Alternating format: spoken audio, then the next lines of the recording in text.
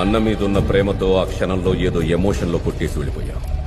కొట్టేసి వెళ్ళిపోయిన తర్వాత అయినా ఈ మద్దాలి శివారెడ్డి అనేవాడు పలానా వాడు మామూలోడు కాదు, వాడింకా చావలేదు, హాస్పిటల్లోనే ఉన్నాడు, లేస్తే వస్తాడు, వస్తే చేసేస్తాడు అని తెలీదురా.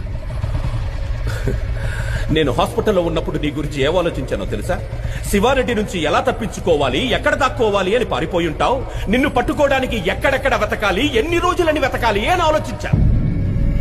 కానీ నువ్వేంట్రా, అసలు ఈ మద్దాలి శివారెడ్డి అనే వాడే నీ లైఫ్ లో లేనట్టు, వాడితో అసలు నీకేమీ జరగనట్టు హ్యాపీగా బైక్ వేసుకుని హైదరాబాద్ మొత్తం ఇంత నార్మల్ గా ఇంత కూల్ గా ఎలా తిరుగుతున్నావురా నువ్వు? ఎవరు సార్ మీరు? ఎవరు సార్ మీరు? నేనెవరో నీకు తెలియదు. మీరేం మాట్లాడుతున్నారు? మీరు ఎవరు అనుకుని ఎవరితోనో మాట్లాడుతున్నారు? నేనెవరో నీకు నిజంగా సార్ మీరు ఎవరు సార్?